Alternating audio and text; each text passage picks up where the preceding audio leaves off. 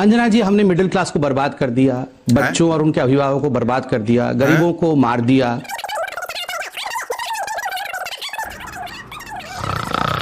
Welcome दोस्तों, स्वागत है आप सभी का चैनल के एक और नए वीडियो में। मिस्टर रिएक्शन पर आप सभी का बहुत बहुत स्वागत है। तो एक खबर निकल के आ रही है वेस्ट बंगाल से। टीएमसी ने गोदी मीडिया के चैनलों को बाइकआउट कर दिया है। जी हाँ, ये खबर देखिए। TMC to boycott 3 TV channels from anti Bengali propaganda amid Kolkata rape row. यानी कोलकाता में जो हुआ है उसको लेकर के जिस तरीके से डिबेटें चल रही हैं, लगातार वहाँ एक नैरेटिव सेट करने की कोशिश की जा रही है, जिसको लेकर के वेस्ट बंगाल के अंदर टीएमसी पार्टी ने जो है, यानी ममता बनर्जी की पार्टी ने न्यूज़ चैनल यानी 3 न्यूज़ चैनल को बैन कर दिया है। और वो जो 3 न्यूज़ चैनल हैं उनमें रिपब्लिक ऑब्वियसली है और TV9 है, एक और चैनल है। लेकिन सबसे ज़्यादा चर्चा हो रही है कि किस तरीके से जो है वो टीएमसी ने बाइकआउट कर दिया है। अब देखिए, ये बात छुपी हुई तो है नहीं कि गोदी मीडिया का जो नैरेटिव है वो किस तरीके से बाइस्ड है। वो जानते हैं वो क्या कर रहे हैं और वो जानते हैं वो क्यों कर रहे हैं। राइट विंग्स के लोगों को खुश करने के लिए दिन रात मुसलमानों को गालियां देना, बुरा भला कहना, पाकिस्तान को बुरा भला कहना, बांग्लादेश को बुरा भला कहना।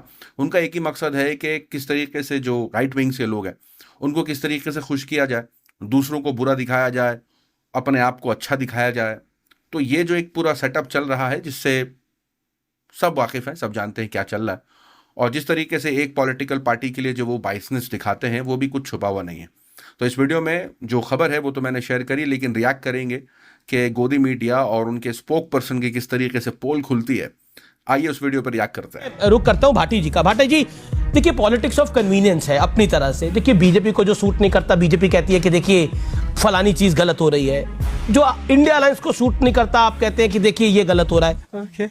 लेकिन एक चीज तो है, नरेंद्र मोदी जब 2014 में आए थे तो भ्रष्टाचार पे उन्होंने वार करने की बात कही थी।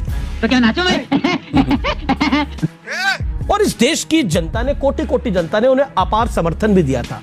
2019 में आए तो उन्होंने, मुझे उनकी रैली का एक बयान याद में आता है कि मैं इनको जेल की दहलीज तक ले आया हूं, मुझे एक मौका और दो, मैं जेल के अंदर लेके जाऊंगा और आपकी पाई पाई लौटाऊंगा। ये नरेंद्र मोदी ने भाषण दिया।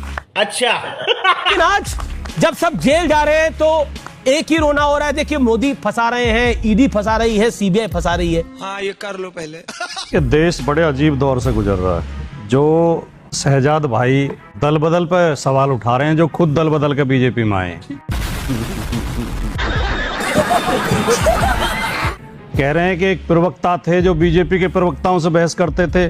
कुछ साल पहले ये भी बीजेपी के प्रवक्ताओं से बहस करते थे। आज आप आ गए तो दूसरा भी आ सकता है। Emotional damage.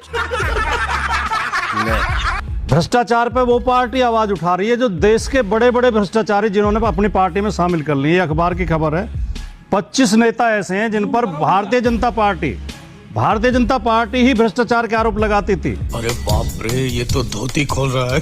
और जिसने बीजेपी ज्वाइन कर ली उनकी भ्रष्टाचार की फाइलें बंद हो गई। जैसे नाम लीजिए। अजीत पवार, 70,000 करोड़ का घोटाले का आरोप खुद माननीय मोदी जी लगा के आए थे। और इनके जो महाराष्ट्र के मुख्यमंत्री थे उन्होंने सार्वजनिक रूप से कहा था, अजीत पवार चक्की पीसिंग, अजीत दादा चक्की पिसिंग चक्की। आज अजीत पवार बीजेपी के साथ हैं। ये क्या है? हेमंत विश्व शर्मा असम के मुख्यमंत्री हैं, उनके ऊपर बीजेपी आरोप लगाती थी। और इनके जो है अशोक चौहान, प्रफुल्ल पटेल, प्रताप सरनाइक, वाजिब सवाल है। और 25 लोग हैं। छगन भुजबल तो जेल होकर आए थे। अच्छा, परिवारवाद पे वो पार्टी सवाल उठाती जिसके हर नेता के बेटे, पोते, बहू, भतीजा, कोई ना कोई राजनीति लिस्ट है बीजेपी के परिवारवाद की। आई एम सॉरी बाबू। धर्म का ठेका उस पार्टी ने ले रखा है जो गाय का मांस बेचने वाली कंपनी से चंदा लेती है। ये गड़बड़ है बाबा। जो इलेक्ट्रोल बॉन्ड लेती है गाय का मांस बेचने वाली से, जो फर्जी जुआ खिलाने वाली कंपनी से चंदा लेती है, लॉटरी किंग से। हाँ, जुआ खिलाने वाली कंपनी से, जो दवाई बनाने वाली कंपनियों से मार्टिन से। जिन दवाइयों के सैंपल फेल हुए उनसे चंदा लिए, सैंपल पास कर दिए। कितने लोग मरे होंगे? बहुत गलत है, बहुत गलत है। पीछे से गुल्लू मियां बोल रहे हैं। थोड़ी मर्यादा रखिए। कोरोना पीरियड में जो वैक्सीन बना रही थी कंपनी, उससे लेते हैं। और राम के नाम पे भी क्या करते हैं, ये अखबार खबर, मैं नहीं कह रहा कुछ भी, अखबार खबर है। क्या खबर है, राम बताइए। मंदिर का दर्शन, रामलला के दर्शन को आ रहे भक्तों से पग पग पर ठगी। ये अखबारों की खबरें हैं।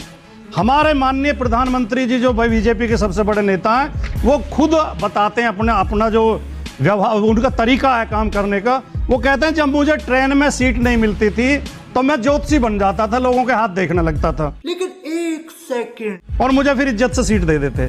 जो आदमी एक रेल की सीट के लिए ज्योतिषी बन सकता है फर्जी, वो देश की सीट के लिए, प्रधानमंत्री की सीट के लिए क्या कर सकता है, सोचने की बात। ठीक है, समझ रहे हो? देश संकट में है। क्या बोल दिया इसने?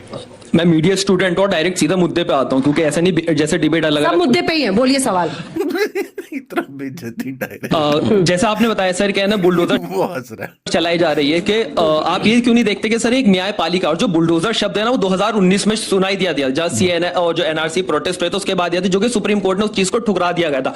बात दूसरी चीज में ये कहना चाहूंगा, हर डिबेट किसी भी बात में हिंदू मुस्लिम कहां से आ जाती है। जैसा आपने कहा कि मेरे बहुत दोस्त थे जो बहुत ज्यादा मुस्लिम दोस्त थे, लेकिन जो चीज गलत है, लेकिन सर ये हिंदू मुस्लिम हम सुन कब से रहे, मेन मुद्दे पे क्यों नहीं आते। और जैसे कि मैं एक और बात और कहना चाहूंगा, महामारी के टाइम पे सारे जो जितने भी 135 करोड़ लोग थे, सबने इस जो मुश्किल टाइम था उसका सामना किया था, सबने एकजुट हो गए।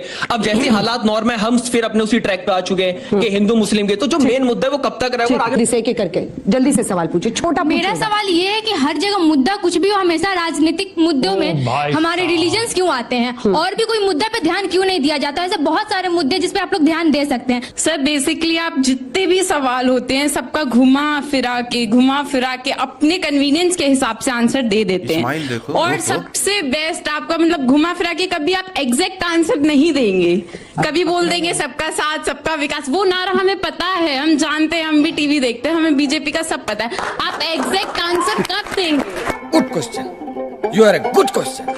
देखिए अंजना जी, बुलडोजर चलाना है सर तो महंगाई पे चलाइए, बहुत देर तक सुना, बुलडोजर चलाना है तो बेरोजगारी पर चलाइए।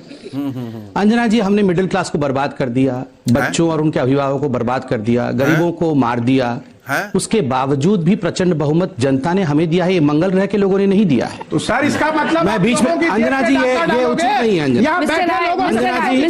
अंजना आपके बीच में किसी ने नहीं बोला ना। अंजना जी, एक डेकोरम होता है, मैंने सुना, नॉर्मली मुझे भी सुना जाएगा, अच्छी तरह से सुना जाएगा। अंजना जी, जनता ने वोट दिया है, कांग्रेस पार्टी ठीक है, चिल्लाए, कांग्रेस के आधिकारिक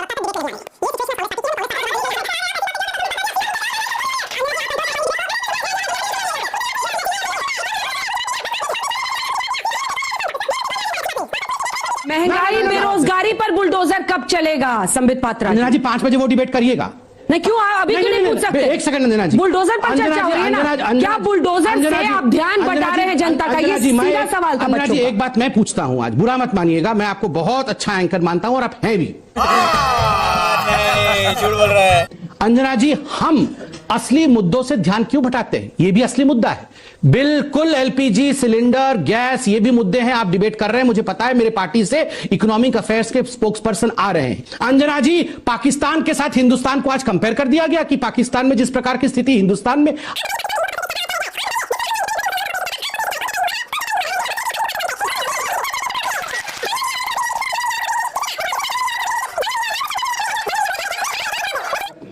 कि हिंदू खतरे में है इस देश में, कब तक इनको समझाते रहिएगा? देखिए अंजना जी, इनका हिंदू बहुत जल्दी खतरे में आ जाता है, पंजाब पे खतरा में आ जाता है। साथ हमें इस बहस का अंत करना पड़ेगा। आप सभी का बहुत धन्यवाद।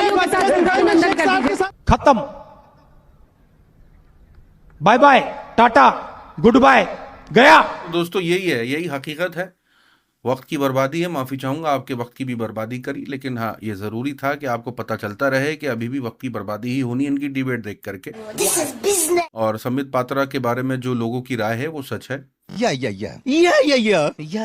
दूसरों पर तो उंगली उठा देते हैं, वो खुद कितने पानी में है, क्या है, वो नहीं देखते, और इसी तरीके से पूरी पॉलिटिक्स चल रही है।